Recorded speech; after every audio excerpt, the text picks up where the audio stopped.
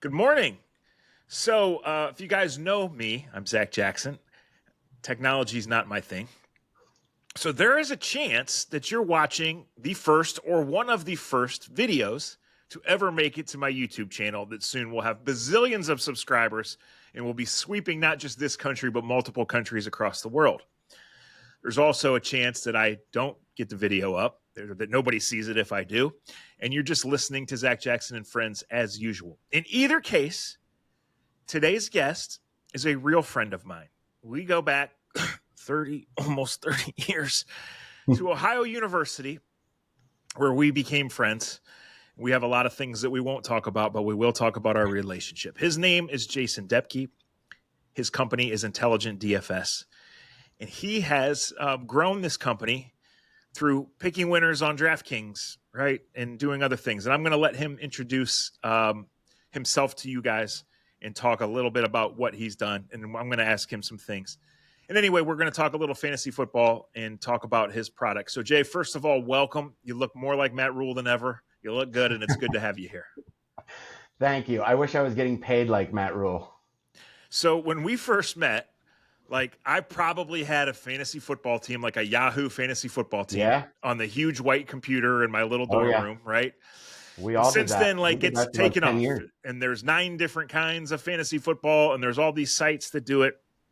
But DFS, daily fantasy sports, it's easy to get excited about. It's not easy to win, right? But you are helping people get on DraftKings and actually turn a profit. Yes. Thank you. First of all, thanks for having me. And thank you for not talking about certain things from our college years. We'll leave that unsaid. So our goal is to help recreational players build smart rosters. So going back to 2020, I started looking at playing DFS, I guess, more seriously. I invested in software and invested in tools. And a month after I did, I won $100,000, turned $60 into $100,000, and beat 500,000 people in an NFL. It's the $3.20 max on DraftKings. I was like, okay, this is fun. Yeah. Literally 4 months after that, we turned $200 or $300 into over $200K in a PGA DraftKings contest. That was a $20 entry. So we've done pretty well. And I started looking into the DFS landscape. I've always kind of wanted to get into working for myself. You know this. I've spent a career in corporate, and we're done with that. We're moving on. We hired a data scientist, and we looked back at DraftKings contests, 9 months worth of it. What we found is that 90% of unique players play less than 5 rosters. 65% of unique players play a single roster. Yet, less than 1% of unique players make up about 30% of who we're actually competing against in these large contests because they're max entering 150. So my first thought was wow, does the casual player, the majority of people, even know what they're up against? I quickly found that I use a lot of tools. You and I have talked about things for PGA and things that we use, and just kind of studying the market and talking to people that play casually, they're not investing in those tools. There are a lot of good companies and a lot of good tools out there. Simply making a bet that they are catering to a different crowd that likes using the optimizers and likes using the simulations. And I love that. Don't get me but I think I'm in the minority. And when I look at the data, it backs that up. Not naive enough to think that every single person throwing in a single roster is unsophisticated Joe or a square. There are pros that throw single rosters into those big contests. Mm-hmm.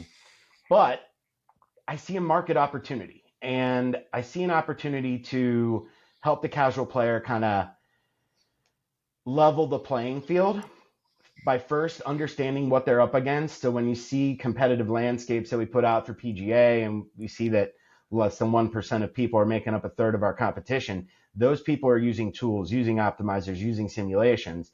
And so the people out there like us, that are building rosters from their toilets or maybe in between kids' sports. It happens. We all know it. We all know it. You're just at a disadvantage without some level of visibility into kind of what the field is doing. They're at a disadvantage. So we invested in some tech. That's my background. We invested in tech. I've got 6 different AIs that are trained for very complex data analysis. Super nerd here. Well, friend of mine, of course. Yes. Yeah. And invested in a platform. And I think this is the most important thing that I was trying to find was being able to get detailed information to these players quickly. And so we invested in a platform that has SMS capabilities. I know you've used it. Anytime we publish a strategy, automated text goes out and you can download it from your phone, build high leverage rosters in minutes. Again, making a bet that the majority of these people are the people that are building rosters from their devices. Right. Hey, let me stop you right there because this right, and I want to get more into how you deliver it, but I just want to make sure that we're simplifying it for me and for everyone listening.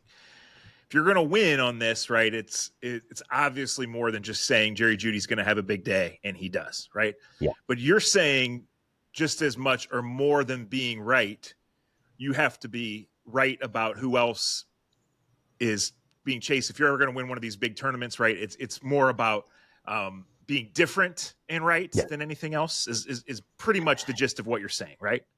Yeah, creating leverage. And I think that's the concept that took me a while as a casual player to figure out, this concept of leverage and roster construction. If you're playing only a handful of rosters and using your example, Jerry Jeudy, if Jerry Jeudy's got a sweet matchup, everybody knows Jerry Jeudy's in a good spot. And if 30% of the field is playing him, we better look at, if we think he's a good play, we could fade him if we don't think he's a good play. But if he's a good play, we better come up with a way to play him in a different manner than the 30% of people that are projected to own him. Right. I'm curious about golf because I know that's where you had a couple of your big scores. And I like golf, but Jay, my big question when it comes to golf is usually how am I going to get home, right? I don't know a thing about high level golf. I don't know that I ever talked about golf with you in my life until maybe 3 years ago. How did you get into this? Did you just have the right formula and have the right research, or did you have some deep golf background that you've ridden to these scores? I have no deep golf background other than I played golf in high school and I love playing golf. I'm a super nerd when it comes to trying to understand how a golf course will play. I subscribe to a ton of data sites. I look at how a course is projected to play or how we think it's going to play, and then what players possess the skill sets to separate. And so I started toying around with building models to identify golfers that could separate on a course that maybe the field would be overlooking. So it was initially built a model to try to find just players that had upside that maybe the field wasn't looking at. That's how I kind of got into it. And I started playing around, building models. And so now it's evolved and it's pretty sophisticated and comprehensive. Yeah. And so we're looking at how players in our model that are ranked high in our model are projected for ownership. And if we find golfers that are in the top 10, but they're going to be under 15% ownership, that becomes a combination of players that we want to play together because it's leverage on the field. I think golf is so high variance, it's hard to predict. Sure. I think when I look at the data that I look at in running simulations, we build our whole process on trying to build a path to a top 1%. And that's something we've actually been able to overachieve over the years.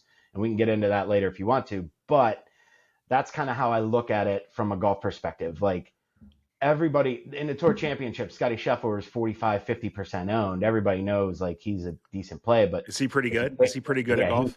He's decent, yeah. But if you faded him in the Tour Championship, that was the right move because he didn't pay off his salary, and so that's part of playing DFS too. And I think that's going back to your original question. This concept of roster construction and getting people on the path of unique rosters and building in a different way than the masses. Right. All right. So let's start kind of not at the bottom, but a simple one. Like, say I'm a casual player. I'm an NFL fan. I'm going to watch 3 games every Sunday. Only 3? Well, let's just say this, and I want to put $20 a week into DraftKings. Should I play some cash games and try to build my bankroll, or should I stab deeply at these $3 tournaments with hundreds of thousands of people in them? What would you recommend, or both? Good question. I'm going to give you the consulting answer. It depends on what your goal is. If you want to double your money and play in cash games, the goal is to only beat half the field, right? The top half of the field doubles their money. $5 double up, right? $3 double Our up. strategies are built for tournaments. They're not built for the cash crowd. So we are taking strategic shots at big money. Now, the beauty of our strategies here is we've designed them they're built for tournaments and then satellites and qualifiers. And if you're not familiar with satellites and qualifiers, we'll talk about it, but Thursday Night Football is the last chance to win a $100 entry into the Sunday Millie Maker. That's $100 against 27,000 entries, where the $5 is against 800,000 entries. Right. So our strategies are built for those contests. And again, we're taking strategic shots at big money. 3 max are good. We give 3 strategies every week. So 3 max contests at low dollars. $3, $5. There's some $15 ones that are in there. Those are good, and you can filter all on the DraftKings app for the contests that you want. But our strategies are specifically built for tournaments, but they're designed to fit your bankroll and whatever kind of your risk tolerance is. And I give this example. Think of I know you've played blackjack before. We've played it together. Every slate is a new hand of blackjack. If you play at a $5 table, you're going to get some people that don't know what the hell they're doing. You're going to get a different crowd. But if you go in and buy into a higher stakes blackjack table, you're going to get people that are playing by the book, and you're going to get people that kind of know what they're doing. That's kind of our strategies. We're giving you that little playbook for the week's slate and giving you plus EV strategies based on our simulations, based on what we project the field to do, and based on what we see as a path to a top 1%. So you can play $5, $20, $200. Our strategies would be applicable up to, fit the risk tolerance that whatever you have. Are you diving into certain players here on the edge of the season? Do you really have a feel for strong players, or are you kind of maybe letting other people or other things affect your research, and then you're looking more to get different than anything else? Both. I think it's where our strategies, think of it as kind of ball knower plus simulation plus game theory. And that's kind of built into our strategies. Now, I haven't done any NFL research yet because I've been tied up with PGA, and then this is a week off. So I'm diving into what Thursday Night Football and what the Sunday main slate looks like today. And there you go. Let me stop you right there. Yeah. Do you feel like these single game showdowns are a better opportunity than the big tournaments on Sundays? I would normally say no, but last year we had our best year in Showdown. We actually outperformed the top 0.1% of rosters by 80%. So 0.18% of our rosters finished inside the top 0.1% of Showdown slates in the NFL last year. I think in Showdown there's more of a formula because there's limited players, and we can, if you have a decent projection on what we think the field's going to do, we can make quicker decisions, and it's more formulaic. Sunday main slate is hard because there's so many games, there's so many players. One of the strategies we use for Sunday main slate that I simply believe is underutilized by the public is game stacking. So right. I'm a Bengals fan. Joe Flacco, Jerry Jeudy, T. Higgins, let's go. Listen, week 1, the Bengals defense is going to stink, and their offense is probably going to put up 30. We will be looking at Bengals games to stack this year. And when I say game stacking, it's like everyone knows quarterback plus receiver plus a run back. That's fantasy football basics, especially in DFS. What a lot of people don't do is overstack the game. So if that game goes 38-35 and 6 of your 9 players are from that game, you all of a sudden you've got a much better chance of elevating to that top 1 or 0.1%.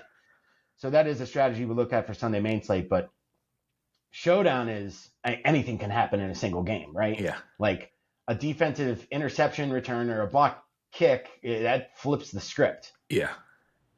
And then in that case, then you're looking for correlation, right? You're betting on a strange result and then correlating from there in terms of how that pick six or how the 3 made field goals would affect the rest of the game. Ah, you're pretty smart there, Zach. That's exactly what I've been listening to you for a while, yeah. Jay. Think of it of I'm a big if then kind of guy, and if this particular thing happens that may be a tail outcome of our simulations, who's more likely to benefit? And I told this story, it's on the Instagram, but 2 years ago, there was a showdown slate and it was Raiders Packers, and it was a dead under kind of game, right? Uh-huh. General rule of thumb in showdown says you don't play more than 2 defenses or kickers. We played 3. Yeah. It was awful. And then It was like 13-6 and you benefited, right? Yeah. It was super uncomfortable. Yeah. But we split $1 million with 11 people. Yeah. So, that's pretty good. Yeah. Like you get different, and it's like those types of tail outcomes is kind of what we're looking for, and who's more likely to benefit. And in that case, we were right. Defensive and kickers. We've talked a lot of data and a lot of percentages, and it all makes sense as long as people know the simple concept of DraftKings and what you're trying to do, right? But I need to ask you this on that. Yeah. Does it ever take like the fun human out of it? Can you ever just sit down and enjoy watching a game, or think, man, I can't wait to watch the Commanders play the Eagles tonight? No. No. Like I think every slate, I look at it, and this is, I don't know if it's good or bad, but I look at every slate as an opportunity. Yeah. So how can we attack this in a way that puts us in a plus EV situation? I probably could sit down and watch an Eagles Commanders game, but it's a lot more fun if you got something in it. And even if it's $20 and you're throwing a single roster in it, you know what I mean? Like rooting for those guys to score and watching your roster shoot up the leaderboard, man, there's nothing more fun than that. Yeah. So are you still a big Bengals fan? Yes. Okay. So Jay, when we were in our 20s and everybody was figuring life out, I still am 20 some years later. He had season tickets, and I worked for the Browns at the time, and a lot of our friends were from Cleveland. A few were from Cincinnati. So these games would be big events. And Jay was super Bengals fan with his season tickets. One of the big magazines had a picture of you or something in it, right? Newsweek or something, right? Back when magazines got still it right exist. here. Okay. So you want me to pull it up? No, I just wanted. Okay, so these were big deals, and I remember one time,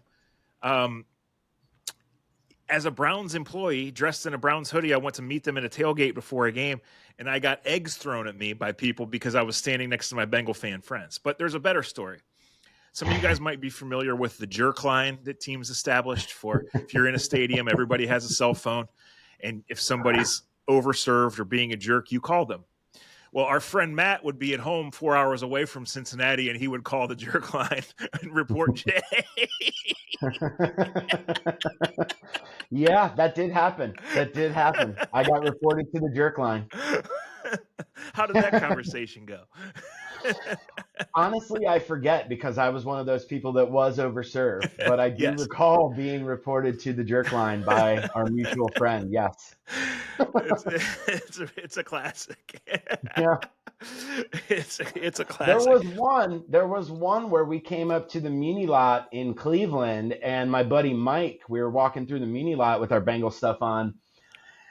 Some guy took hot dogs off his grill and started throwing them at us as we were just walking through the Muni lot. Yeah, that makes sense. I'm glad that next Sunday, I mean, who knows with an Ohio forecast, right? But I'm kind of glad that it's not supposed to be 90 degrees because I think it'd get toxic in there, because what I think is going to happen is there's going to be a lot of energy, obviously, NFL week 1, and I think the Browns are going to play well for a while, and then I don't think they're going to win at the end. They might cover, they're not going to win. And then, when you drink fast and it's hot and you have a lot of adrenaline, the crash is usually pretty fast. So I'm so glad I'm old and mature now, Jay.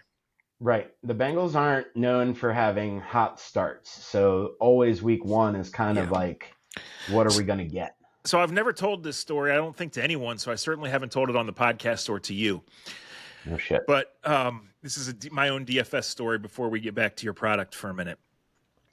The Browns firing Freddie Kitchens cost me $19,135. What? And how do I know that?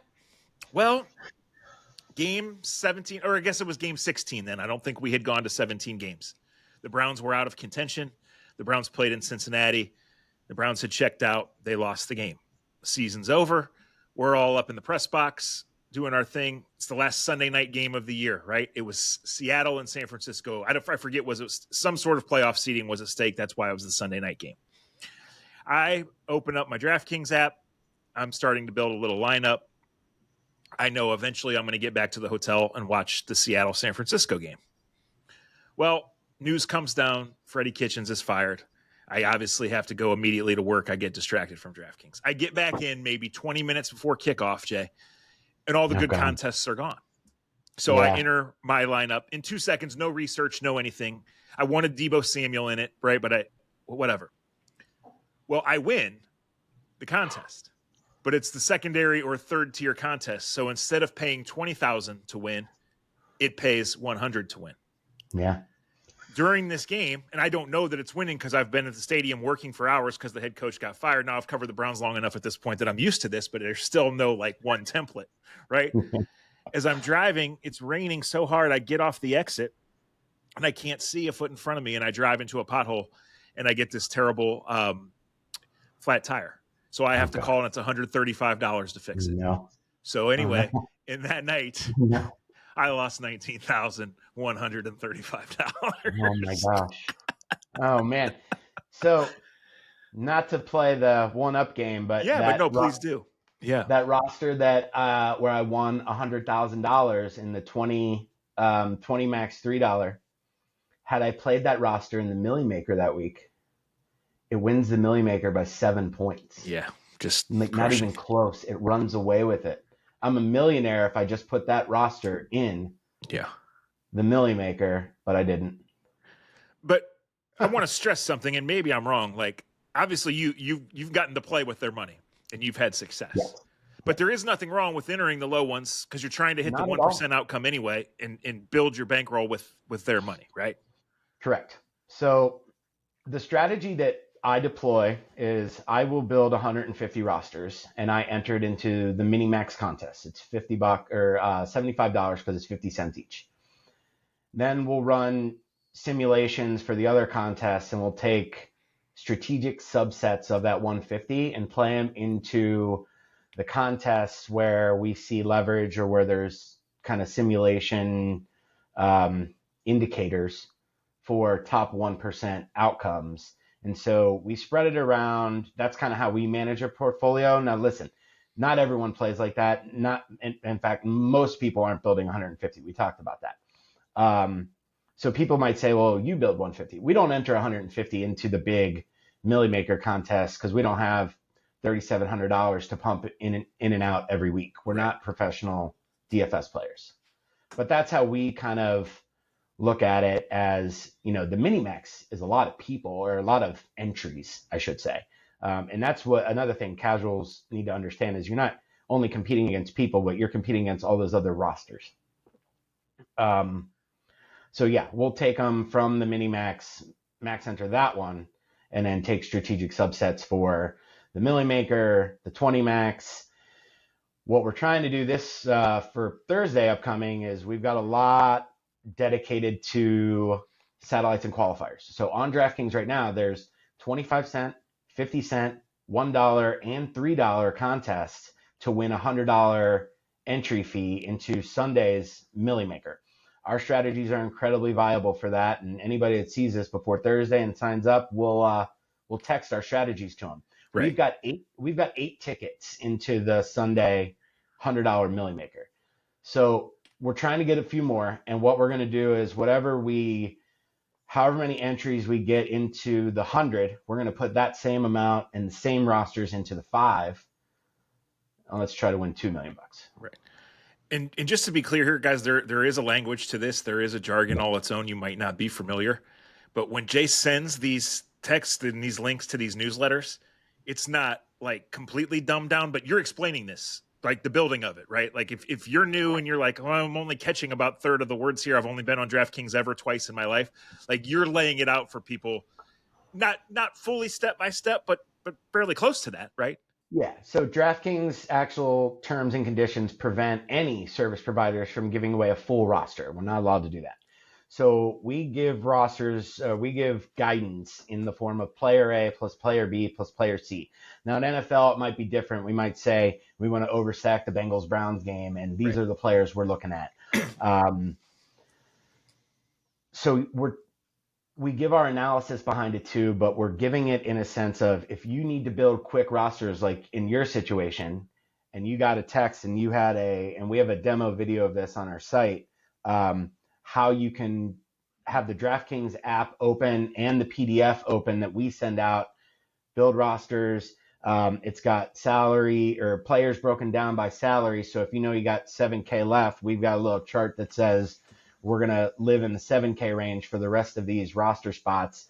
And we've highlighted the ones that are, I guess, the highest leverage or test the best in our simulations. So we can't spell it out fully, but we are giving player A plus player B plus player C. Here's why we think it works, and then fill in the rest from this list of guys. Yes, and you're given instructions. These are the tournaments that we're seeking. This is what we're trying to do. That's what I meant. It's all there in the PDF. Yeah. You're not just getting like a block of text and saying go, right? You're laying it out pretty well.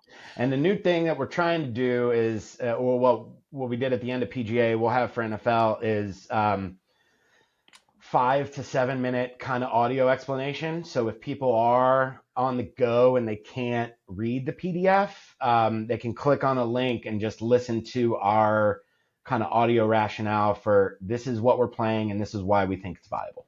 Okay. So this morning when I was getting organized for this and some other things, I was cleaning out my email. I know you're running a special here, preseason Intelligent DFS. So before we get you out of here, tell everybody about the special. All right. So thank you for that. First of all, we are looking for casual players, right? This is not for everyone. We know that, but we're looking for the crowd that is out there entering a single roster. We're here to help you play it smarter. So right now for $39.99, we have the first 2 months of the NFL season. We want people to come try us out. Look, we're a new company and we're looking for players. I'm not going to hide from that. Sure. $39.99 gets you Thursday night football strategies, Sunday main slate strategies, and Monday night football strategies. Monday night football, Thursday night football are doing $1 million to first place. And then there's 3 milli makers on Sunday for opening week NFL. In addition, for the same $39.99, you're going to get every single event for the PGA Fall Swing, including the Ryder Cup, which the Ryder Cup weekend honestly might be my favorite weekend of the year. It's better than the Super Bowl Waste Management, in my opinion.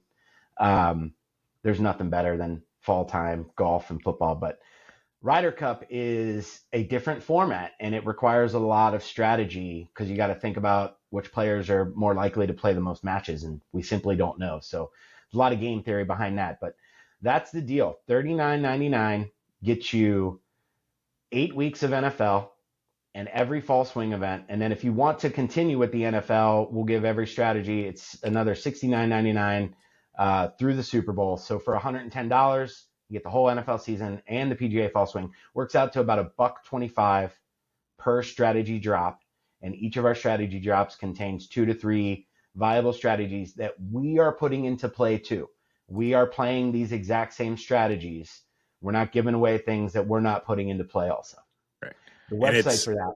It's IntelligentDFS.com. That's where people find it. It's actually join.intelligentdfs.com/bundle. I know that's a lot, but I know you'll put a link in your YouTube for the bazillions. That's a big reliance on my technological savvy. I'll send it to you. Spell it out for people in case they're listening on audio. Join, join.intelligentdfs.com/bundle. And then just click on the join now. It'll take you to the checkout page. Like I said, $39.99, 2 months of NFL, every fall swing event. And we're looking for people to come check us out. I don't want to spill the tea here, folks, but he's going to win enough money to reopen the greenery, Athens, Ohio. Oh, man. That's what he's going to do. Could you imagine? He's Jason Doepke. I'm Zac Jackson. This has been Zac Jackson and friends. Thank you guys for listening to this one. And always, football season's here. We're excited. Stick with us. Check out Jason's site, Intelligent DFS. Talk to you soon. Thank you.